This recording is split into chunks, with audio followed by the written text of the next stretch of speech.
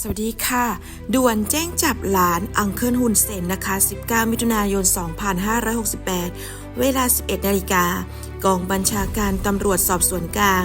นายสมชายแสวงการนายคมสันโพธิคงและนายนิติธรล้ำเหลือแจ้งจับอุ้งอิง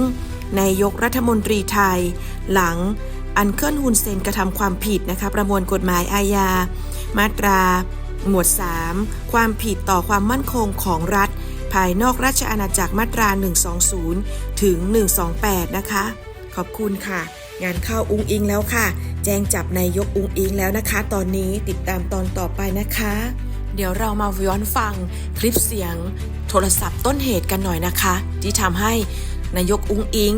ต้องเด้งกันแล้วนะคะทีนี้ហើយនៅច្រកព្រំដែនទាំងអស់ត្រូវបើកឡើងវិញជាប្រក្រតីអាហ្នឹងគឺថាការចង់បានខាងនេះគឺតែប៉ុណ្ណឹងជំហានទី1ขั้นตอนที่1อยากให้ชายแดนเปิดปกติเหมือนก่อนเกิดเหตุครับโอเคค่ะตรงกันព្រោះបញ្ហាហ្នឹងដូចគ្នាយល់ដូចគ្នាបញ្ហានេះគឺខាងកម្ពុជាជាអ្នកដើរក្រោយទេតើតែខាងថៃបិទអាដែងដកយកបំរាមអាដែងបិទព្រំដែនបិទច្រកព្រំដែននេះចេញជាមុនបានកម្ពុជាចាប់ផ្ដើមអនុវត្តតាមក្រោយจริงๆเหตุการณ์เรื่องปิดชายแดนเนี่ยฝ่ายไทยเป็นคนเริ่มก่อนฉะนั้นถ้าฝ่ายไทยเนี่ยถอนคำสั่งกัมพูชาก็ตามเลยเปิดปกติ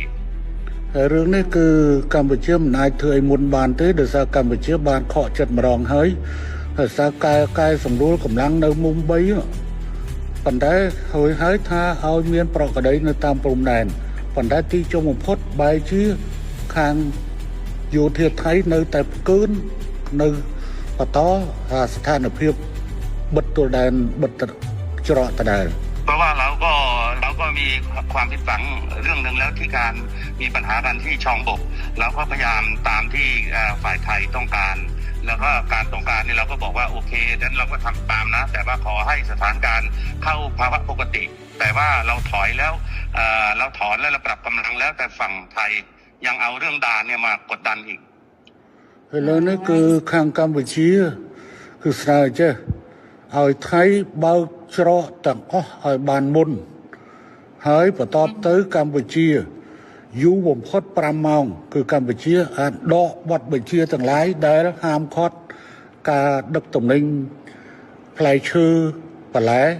ចូលកម្ពុជាគឺថានឹងដកបទបញ្ជានឹងចេញฉะนั้นท่านสมเด็จอยากให้ท่านนายกช่วยให้ฝั่งไทยเนี่ยถอนเรื่องการปิดด่านถ้าถอนปุ๊บฝ่ายกัมพูชาจะถอนเรื่องการห้าม